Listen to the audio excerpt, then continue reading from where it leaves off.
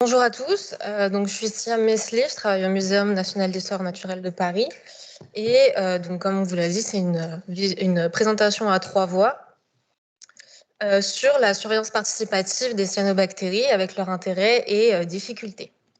Donc la présentation se déroulera de la manière suivante, donc avec un constat commun qui est fait par nous trois et d'autres d'ailleurs, donc sur les problématiques rencontrées sur le terrain ainsi que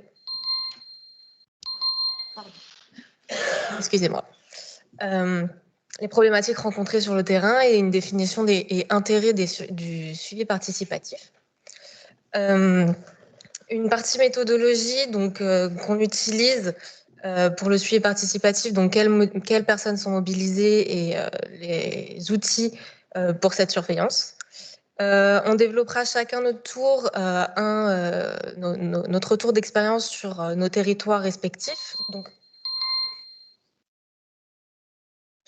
Donc, la Moselle pour ma part, la Sèvre nantaise pour Laurent Munro et le bassin de la Dordogne pour Lydie Riera. Et une partie de discussion sur les limites et perspectives communes et ce qui se fait ailleurs. Donc, en commençant par le constat commun et les problématiques rencontrées sur le terrain, donc, on a une surveillance des sites qui est potentiellement insuffisante. Donc, même si on a des contrôles qui sont faits par l'ARS, en fait, ça couvre pas tout le territoire et ça couvre seulement certaines zones. Donc, les zones de baignade et certaines zones avec activités nautiques récréatives, mais d'autres activités récréatives se font de manière diffuse et on n'a pas forcément d'informations. De plus, on a des territoires qui sont conséquents et donc impossibles à couvrir entièrement. On a également un manque de connaissances malgré les nombreuses avancées qui ont été faites sur la thématique des cyanobactéries et les risques potentiels pour la santé humaine et animale. On constate aussi qu'il n'y a pas d'enregistrement des données historiques, donc c'est-à-dire que on n'a pas eu une bancarisation en fait de la présence-absence de bloom, sachant que là, certains sites présentent de nouvelles observations de cyanobactéries benthiques. Et il y a des témoignages fréquents aussi qui se font liés à l'eutrophisation, donc par exemple avec des algues filamenteuses. Donc qu'est-ce qu'on en fait, sachant qu'il n'y a rien qui a été, enfin pas d'historique qui a été créé. Et une autre des choses, c'est les volontés. On souhaite fournir des informations utiles à la décision des gestionnaires et des collectivités et d'interpeller le grand public. Donc, un des moyens de pallier ces manques d'informations et les volontés qu'on souhaite mettre en place, ce serait l'approche participative. Et donc, l'approche participative, c'est avec les sciences et les recherches participatives, qui sont des formes de production de connaissances donc scientifiques, auxquelles participent à la fois les chercheurs, donc les scientifiques, et des acteurs de la société civile, donc la population et les usagers, ainsi que les gestionnaires, de manière individuelle ou collective, et de façon active et délibérée. Et donc, ça nous apporte les intérêts suivants, donc une couverture géographique importante et des données en temps réel qui nous permettent de compléter le suivi institutionnel, en fait, ainsi que des coûts financiers réduits et un bénéfice social, notamment avec la sensibilisation et l'information du public. Le fait de se sentir actif et concerné d'un projet et apporter sa connaissance du terrain en étant un sachant local et en étant un relais d'information. Maintenant, la partie méthodologie, donc avec le premier axe des personnes mobilisées. Donc, on sollicite essentiellement des structures qui sont sensibles et intéressées à la problématique des cyanobactéries, donc ce qui facilite la mobilisation et l'adhésion au dispositif de surveillance participative. Et donc, on a deux groupes de personnes, donc les personnes ayant un contact direct avec les rivières ou les étangs et ayant des usages potentiellement impactés. Donc, par exemple, les syndicats d'eau potable ou délégataires, les gestionnaires de clubs de canoë-kayak, de camping ou de bases nautiques, les pêcheurs, les gestionnaires de minoterie ou encore les agents communaux. et les professionnels impliqués dans la gestion de l'eau, donc directement les techniciens de rivière ou encore les animateurs de bassins versants. On utilise, donc dans les 3 retours d'expérience qui vont vous être présentés, tous un questionnaire sur smartphone. Donc c'est l'outil de base de notre surveillance participative. Et donc, pour le PTB de la Dordogne et le projet Nociano, ça se fait à travers une plateforme de collecte qui est EpiCollect 5. Et pour le PTB Sèvres nantaise, ça se fait par un site web qui a été développé en interne, mais qui est utilisable sur les téléphones. Par contre, il n'y a pas d'application, contrairement à EpiCollect 5.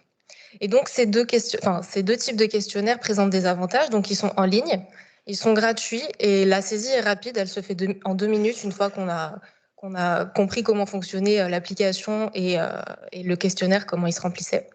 Et on peut saisir une photo. Donc ça, c'est un gros plus.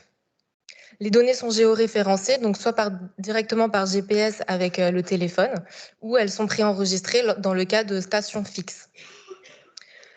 Les données sont open source et disponibles sur des tableaux ou des cartes. L'avantage de EpiCollect 5, c'est que lorsqu'on saisit une donnée, on peut être dans un secteur où il n'y a pas de réseau et envoyer par la suite, une fois qu'on a du réseau, notre observation. Ce qui n'est pas le cas pour le site web de l'EPTB Sèvres nantaise. En revanche, l'avantage que présente ce site web de l'EPTB Sèvres nantaise, c'est d'avoir des alertes par SMS ou par mail dès qu'une observation a été enregistrée, ce qui permet un regard immédiat sur les données par le responsable du dossier. Et en plus, cette alerte SMS et mail peut être envoyée directement aux collectivités, donc pour avoir un regard sur leur territoire. En termes de limites, donc pas de vérification immédiate pour EpiCollect. Et par contre, pour le site web, donc le questionnaire sur le site web, il y a besoin d'un lien d'accès, de code d'accès personnel et de savoir du coup quelle station doit être prospectée. Donc maintenant, on va commencer le développement sur les 3 retours d'expérience. Donc je vais commencer avec la Moselle et le projet Nociano, donc qui a été discuté tout à l'heure par Hyacinthe Hofner. Et donc, on a nos 3 étangs réservoirs, le Stock, Gondrexange et Mittersheim, qui sont interconnectés par le canal de la Sarre en vertical et le canal de la Marne au Rhin en horizontal, en rouge, ainsi qu'un étang déconnecté qui est l'étang de l'Indre, qui est un étang piscicole et classé ENS. C'est un programme de recherche financé par l'Agence de l'eau Rhin-Meuse et qui a commencé en mars 2022 pour les raisons suivantes. Donc, deux zones de baignade qui sont impactées tous les ans depuis 5 ans en raison de cyanobactéries planctoniques et qui créent des impacts économiques, sanitaires et touristiques. Et donc, le suivi participatif dans le cadre du projet Nociano a pour objectif d'impliquer les usagers des étangs dans un projet de recherche et d'améliorer les connaissances sur les phénomènes de prolifération et leurs causes. Notre suivi participatif, on l'a mis en place de la manière suivante. Donc, on a fait nos réunions et on a distribué des flyers qui indiquent comment accéder à l'application, reconnaître les cyanobactéries et visuer le signalement. Et on a eu 2 groupes d'observateurs. Donc, on a choisi d'avoir 2 groupes d'observateurs. Des observateurs qui vont n'utiliser que l'application EpiCollect, donc qui vont prendre en photo la prolifération. Et les sentinelles pour lesquels on donne, en plus du regard sur l'application, des tubes de prélèvement, en fait, pour lesquels ils vont prélever de l'eau issue de leur observation. Et nous, on va les récupérer, on va vérifier au microscope le contenu de ces tubes pour voir s'il y a une dominance ou non de cyanobactéries et avoir une indication sur les genres dominants. Pour l'ensemble des observations faites sur l'application, elles sont instantanément affichées en ligne, mais on n'a quand même pas de regard immédiat dessus. Et en termes de bilan quantitatif, en 2022, on a reçu 50 observations signalant une prolifération de cyanobactéries. Donc, vous voyez sur les points blancs, enfin, tous les points blancs sont en fait les lieux d'observation recensés sur l'application. Et on constate que sur ces 50 observations, on a eu 45 tubes de prélèvement qui ont été faits. Donc, en fait, la majorité des observateurs sont des sentinelles. Et ils sont au nombre de 11 personnes mobilisées.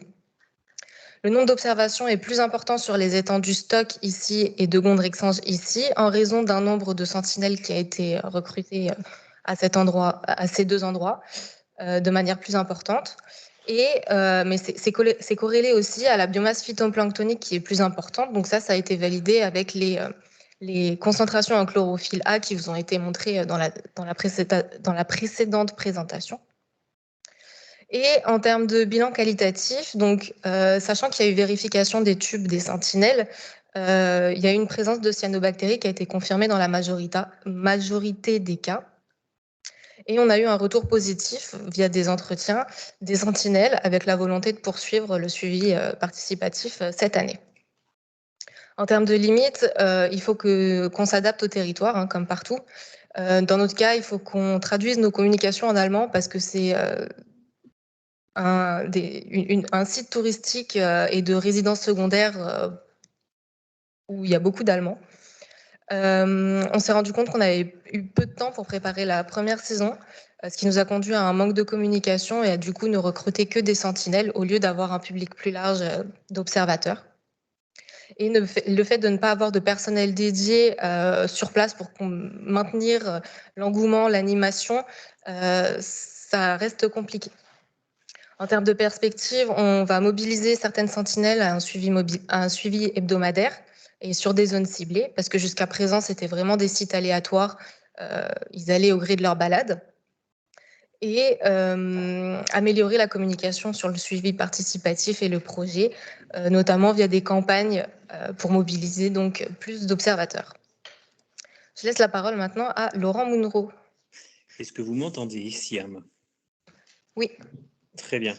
Donc oui, Laurent Munro, je suis responsable au bassin de la Sèvre nantaise, à l'EPTB Sèvre nantaise. Donc vous avez une cartographie, hein. Nous sommes sur la région des Pays de la Loire et Nouvelle-Aquitaine. Donc c'est un bassin qui fait un peu plus de 2300 km². Vous voyez le nombre de communes. Donc 4 départements. La raison de la mise en œuvre en fait de ce travail d'observation sur les cyanos, c'est notamment lié à une recrudescence de cyanos sur notre territoire en 2018, où un certain nombre de linéaires de cours d'eau ont fait l'objet de développement de cyanos, et nous avons aussi deux barrages destinés à la production d'eau potable qui se sont trouvés très impactés sur ce type de développement. En termes d'objectifs de la mise en œuvre de ce travail, on voulait absolument mettre en place une sensibilisation à cet enjeu qui était présent et qui était observable sur le territoire, avec un système de surveillance en associant donc les usagers et les collectivités, et d'améliorer les connaissances, notamment sur des zones dont on n'avait pas connaissance et sur lesquelles il pouvait y avoir des développements. Diapositive suivante. La mise en place de ce suivi participatif, comme je vous l'ai indiqué, donc c'est depuis 2018. Alors, il est monté en puissance, on verra dans les graphes qui arrivent après. Nous sommes sur 52 stations qui sont fixes sur le territoire, avec des observations qui se font en été, généralement de juin à septembre, voire octobre, tous les 7 à 10 jours, avec un observateur qui est dédié à chaque station. Nous avons 23 observateurs et chaque observateur a une formation avant chaque saison. Donc, comme vous le voyez sur la carte qui est à droite, on voit que chaque observation est affichée directement sur une carte en ligne avec un système de couleurs qui permet de visualiser très rapidement s'il y a présence ou pas de cyanos ou s'il y a un doute. Et vous avez, quand on clique sur chaque station, le visuel qui apparaît et différentes autres informations telles que les odeurs ou la présence d'animaux morts qui apparaît. Ce système de carte en ligne est couplé avec un système d'alerte SMS mail qui est envoyé pour les collectivités et les observateurs et les gestionnaires depuis 2021. Donc vous voyez sur le graphe en dessous que nous sommes sur Donc, comme je vous le disais, un réseau de 52 stations, 23 observateurs, et nous atteignions en 2022 778 observations sur le territoire, avec une petite zone qui est encore blanche, mais qu'on essaye de remplir en termes d'observation. Sur le bilan qualitatif que l'on peut faire, alors on a fait une enquête auprès de nos observateurs sur l'année dernière.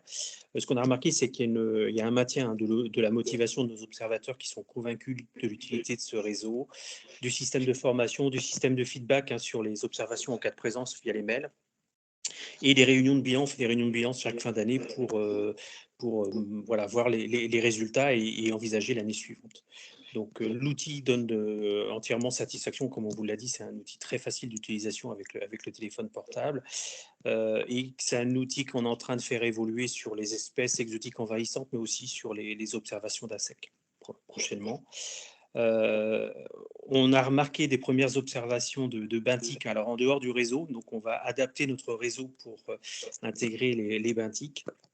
Et aujourd'hui, dans le questionnaire qu'on a envoyé aux observateurs, les observateurs disent qu'ils ne sont pas très motivés pour que ce réseau d'observation soit envoyé au grand public sans formation initiale. Donc on reste sur, pour l'instant, le réseau d'observateurs, mais avec quand même une diffusion des données via la cartographie au grand public. Page suivante. Sur les limites, comme tout à l'heure, sur les limites, on est sur que du visuel. On n'a pas de vérification par mesure in situ ou de prélèvement de toxines. On fait des mesures de phycocyanine, mais on ne va pas effectivement jusqu'aux toxines. On fait parfois quelques dénombrements via un laboratoire avec qui on travaille. Et ça ne cible que les observateurs qui sont formés et les stations qui sont créées. Pour autant, ce qu'on remarque, c'est qu'il y a un lien qui est établi entre tous les réseaux d'observateurs et aussi les collectivités qui sont très intéressées par ce suivi-là. On est beaucoup mieux repéré en termes de structure. On est appelé régulièrement dès qu'il y a développement de cyanure sur le territoire. On trouve que l'outil est un bon vecteur d'information. Il y a une véritable prise de conscience sur le territoire. En termes de perspective, comme je vous le disais à l'instant, donc on a acheté une sonde à phycocyanine pour aller vérifier in situ lorsqu'il y a des doutes sur les observateurs.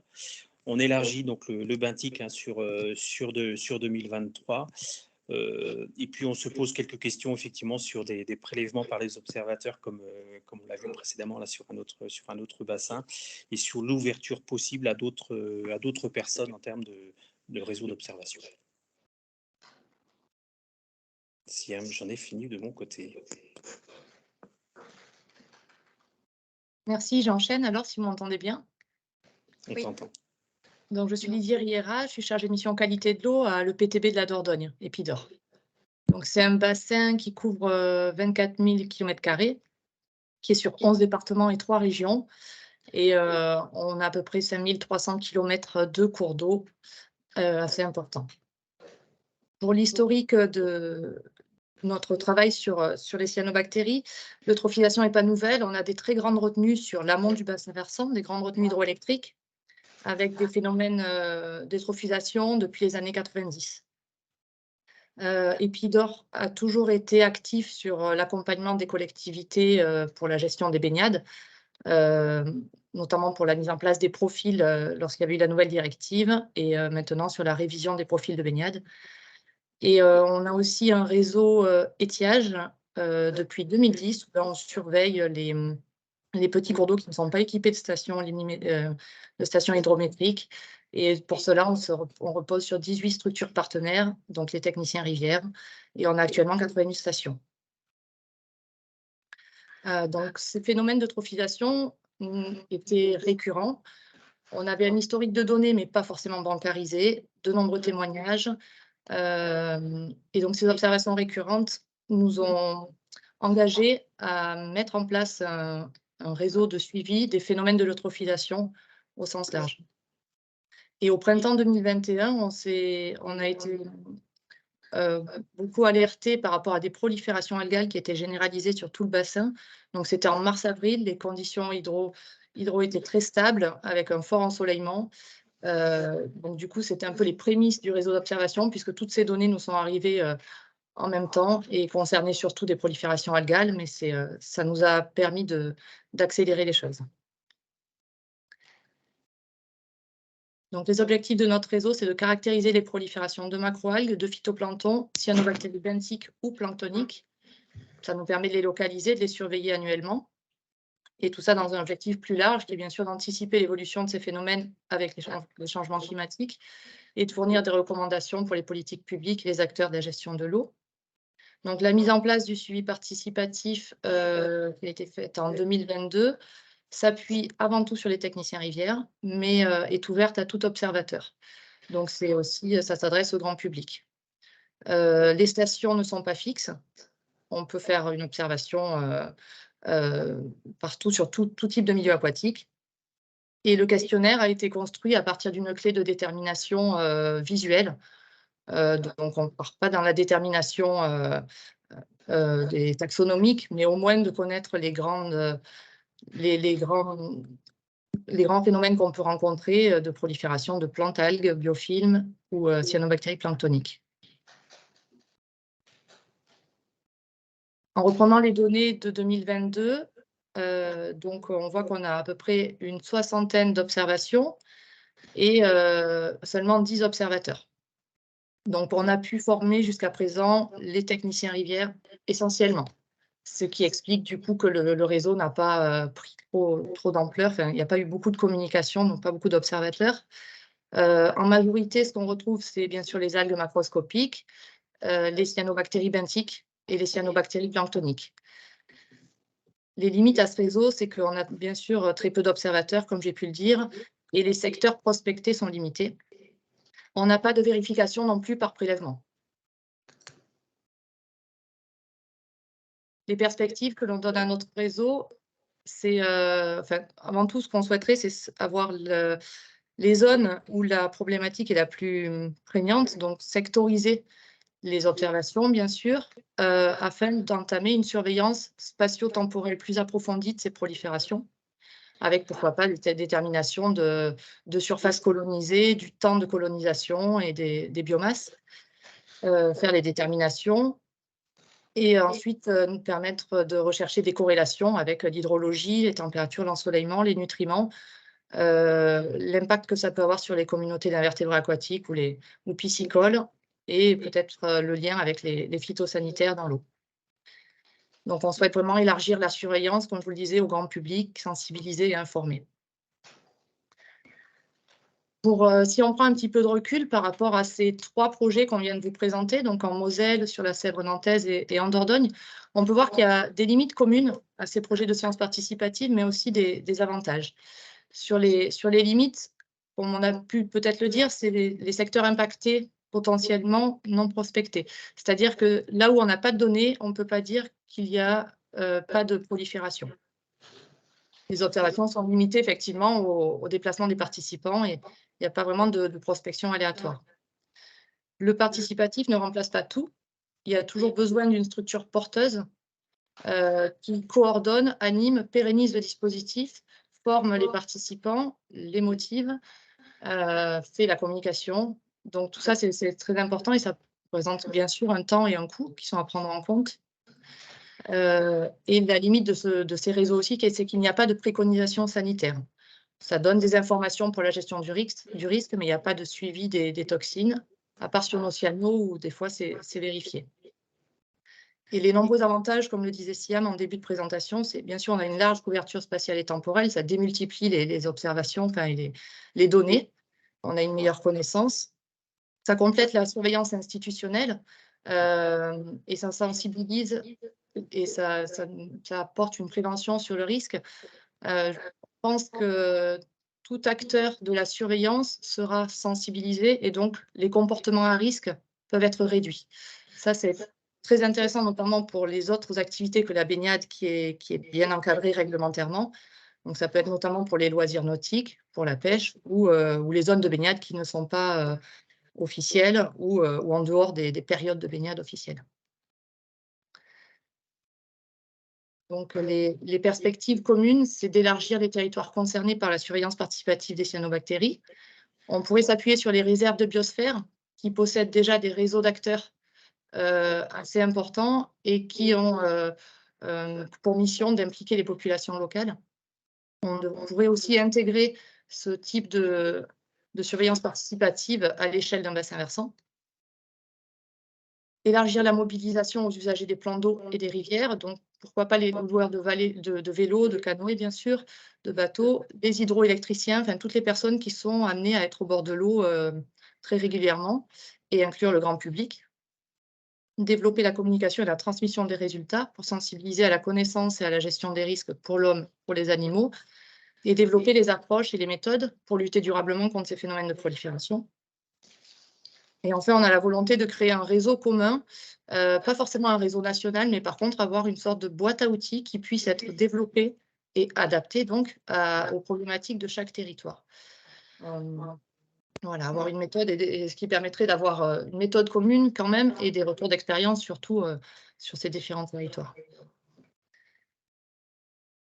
Et on souhaitait finir aussi sur une ouverture un petit peu de ce qui est fait ailleurs dans le monde avec ces sciences participatives.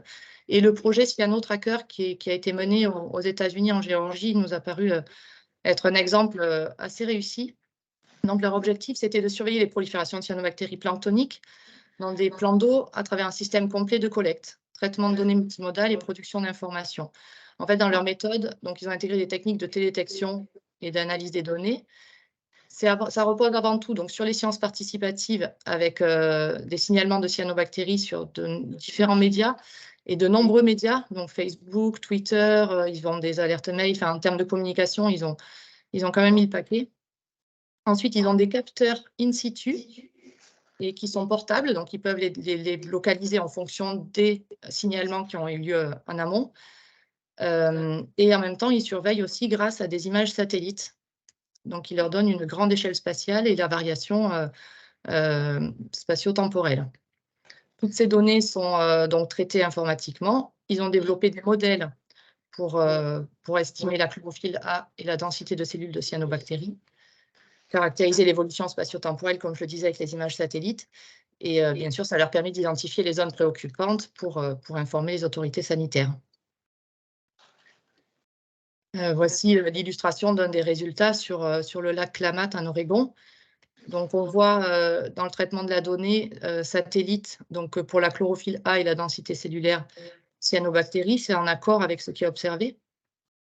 Donc, ça leur a permis d'émettre plusieurs avis. L'autorité sanitaire a émis plusieurs avis pour l'Oregon en été 2017. Et ils ont vérifié, bien sûr, avec des collectes d'échantillons sur les sites précis. Et donc, il y a eu une minimisation du risque donc pour éviter le contact avec l'eau du lac. Les cartes satellites ont capturé la variabilité spatio-temporelle des cyanobactéries pour l'ensemble du lac sur une grande période. Donc, en conclusion, on peut dire que si la masse d'eau est suffisamment grande, ces types de cartes seront utiles aux autorités de gestion pour suivre les fluorescences, émettre un avertissement en temps opportun, voire précoce, et prendre les mesures nécessaires. Voilà, je vous remercie pour votre attention.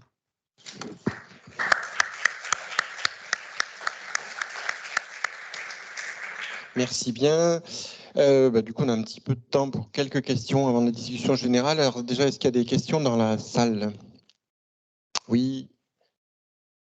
Et Nora, oui. Tu as une au milieu, et puis après, Nicolas. Merci beaucoup. En fait, c'est Élise Temple-Boyer à l'Université Paris-Nanterre. C'est une question plus ciblée à Laurent Munro, juste parce que dans l'ensemble, pour les trois expériences, il y a cette volonté d'élargir au grand public. Et alors que pour la Sèvre nantaise, dans les retours auprès, alors j'ai pas bien compris si c'était auprès des personnes, des observateurs ou pas, il semblerait qu'il y ait faible motivation par l'ouverture du réseau au grand public. Et j'aurais aimé savoir qu'est-ce qui explique l'opposition, ou en tout cas le manque d'intérêt d'ouvrir au grand public, alors qu'on pourrait penser, en tout cas d'après ce qui est présenté par les deux autres expériences, que ce serait une façon très clairement d'élargir et le territoire et de la donnée en pouvant justement s'appuyer sur ce grand public dans cette démarche participative. Merci. Alors, pour répondre à cette question, effectivement, vous avez bien compris, ce questionnaire, il était adressé aux observateurs. Donc, ce sont les observateurs qui nous ont fait ce retour. Et ce qu'ils nous ont dit, c'est qu'effectivement, la formation qu'ils leur est faite stabilise pour eux énormément les observations et donne du crédit en fait, à l'observation. C'est important que les résultats de l'observation soient diffusés au public, hein, ça, il n'y a pas de difficulté au travers des cartes qui sont accessibles sur le site internet, mais ils souhaitaient quand même qu'il y ait une stabilisation, notamment sur les observations. Ça n'empêche pas qu'il y ait des observateurs nouveaux qui rentrent dans le dispositif avec des stations bien identifiées, mais il y a une véritable, je dirais, prise de... Ils souhaitent qu'il y ait une confiance, en fait, qui soit apportée sur les observations qui soient faites et que les personnes qui fassent les observations soient des personnes formées et non pas que des personnes qui, je dirais, passeraient là par hasard. Voilà un peu le sens des propos qu'on a reçus auprès d'eux. Et ça a du sens. Après, nous, on voit que le réseau d'observateurs est en train d'évoluer énormément, hein, puisque cette année, il augmente en nombre. Ça demande du suivi en termes de travail pour nous, ma collègue là, qui suit ce dossier-là. Mais ça, voilà, c'est le sens qui est porté aujourd'hui. C'est plutôt intéressant en termes de stabilité et de confiance qu'on peut apporter à la donnée. Alors, oui, bonjour, Nicolas Clercin, Aquabio. Ce n'est pas une question en tant que telle, mais c'est juste pour vous inviter à aller jeter un œil chez nos voisins britanniques aussi, qui ont développé ce genre d'application qui s'appelle Blooming Algae, qui est développé par le CEH, c'est le Centre d'écologie et d'hydrologie.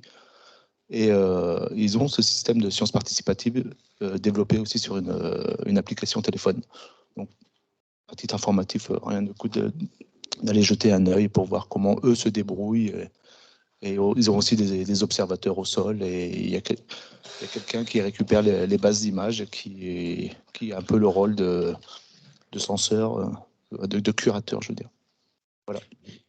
Pour juste rebondir sur ça, ce que je pouvais dire, c'est qu'aujourd'hui, dans les observateurs, ce qu'on retrouve, c'est des gens qui sont proches de l'eau, généralement.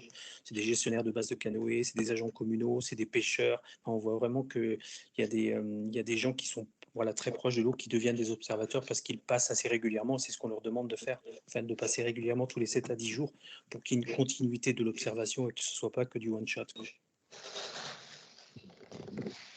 Merci. Est-ce qu'il y a d'autres questions dans la salle? Muriel, en bas, du coup.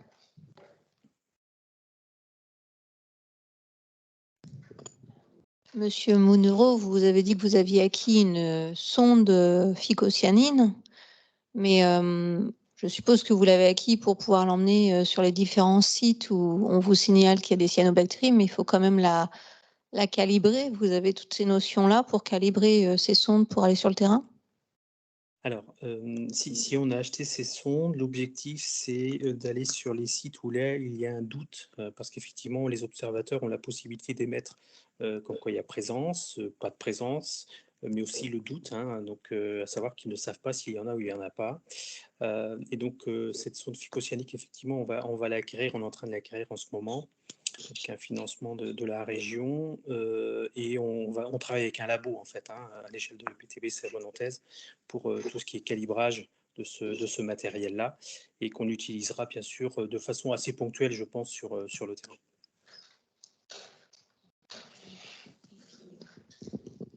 Et puis sur le lac Klamath, c'est bien sympa ce qu'ils font les Américains, mais c'est là aussi où ils produisent la phanisoménone qu'ils nous vendent comme spiruline dans les magasins bio. Donc, qu'il y ait de la cyano dans le lac Klamath, c'est juste normal, quoi. Vu qu'ils cultivent dans le lac Klamath.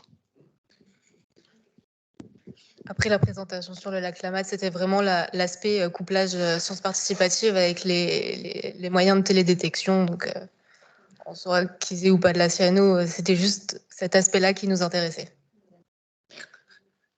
Et ce qui est remarquable quand même dans le suivi, dans le Cyano Tracker, c'est l'ampleur des observations qu'ils ont pu collecter. Je pense que leur suivi participatif, ils ont vraiment communiqué dessus, ils ont énormément d'observateurs, donc c'est ça qui était intéressant.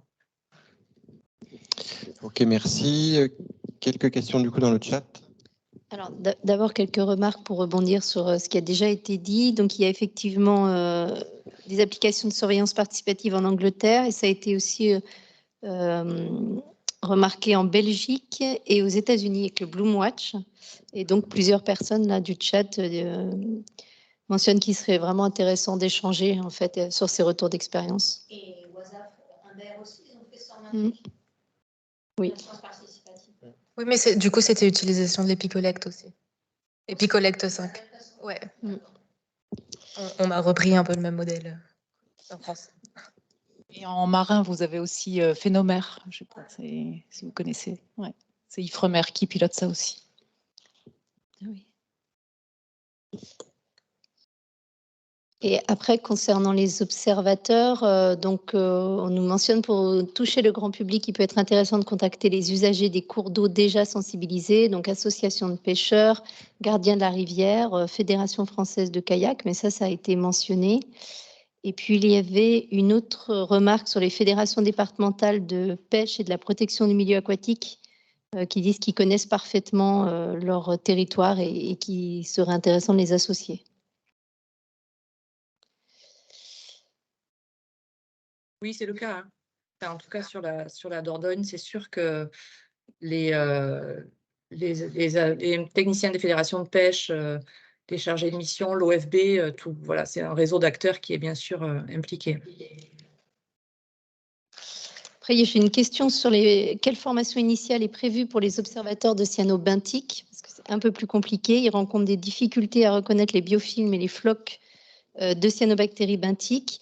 Ils demandent s'il existe des supports d'aide ou des clés de détermination. Bon, mis à part les planches hein, qui ont été communiquées dans le cadre du rapport d'ANSES, mais...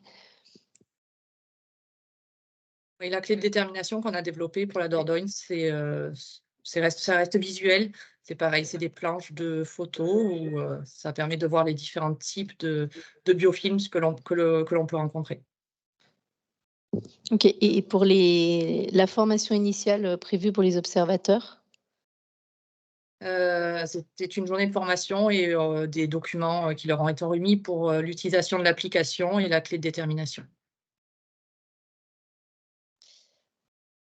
Et peut-être une dernière question. Alors, une personne qui dit qu'ils ont travaillé à partir du satellite Copernic. D'autres acteurs ont-ils déjà travaillé avec des images satellites? Que peut-on en tirer et est-ce un outil à développer?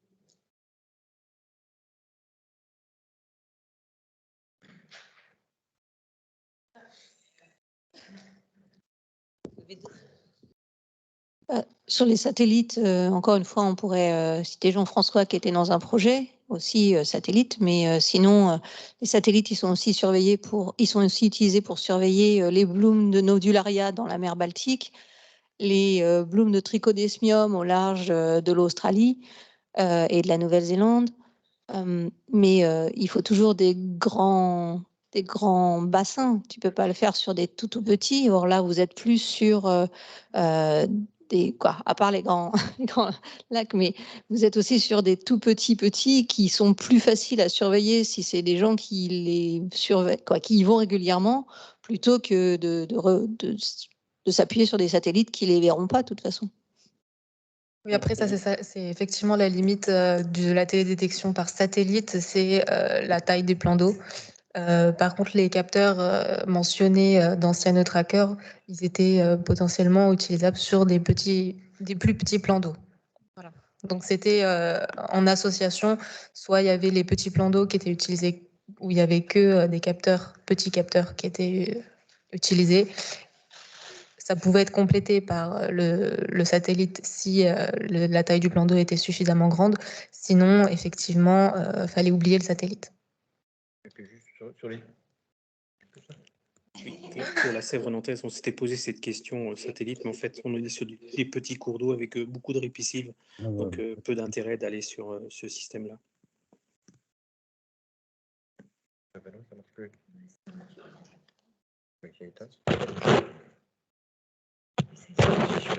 Et non, c'était juste en complément pour l'histoire de satellite, c'est que il y a effectivement le problème de la taille de pixels, de résolution. Il y a de toute façon un temps de révolution du passage de satellite qui fait que de toute façon, on ne peut pas faire de la surveillance comme ça instantanée, ce qui serait quand même recherché avec tous les aspects de sciences participatives.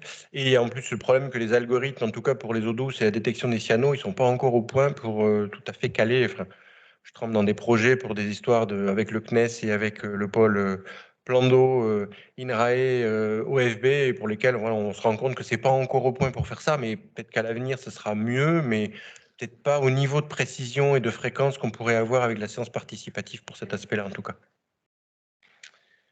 Bon, pour toi, de côté question... Alors du coup, Pour préciser, pardon Christophe, dans le cadre Cyanure Tracker, je crois que la résolution, c'est entre 20 et 60 mètres et une fréquence de passage du satellite tous les 5 jours. Oui, oui. Dans les 5 jours, c'est bien, mais c'est vrai que c'est suivant ce que tu veux surveiller, ça dépend, quoi. Oui, il faut que ça passe au bon moment, qu'il n'y ait pas de nuages. Enfin, on connaît tout le process aussi, mais l'utilisateur de terrain, c'est bien aussi pour ça, quoi, finalement. Mais bon. Donc, est-ce qu'il y a d'autres questions après dans la salle pour ce dernier exposé-là? Ou en distance, pour l'instant, c'était bon. Mais alors, merci à tous.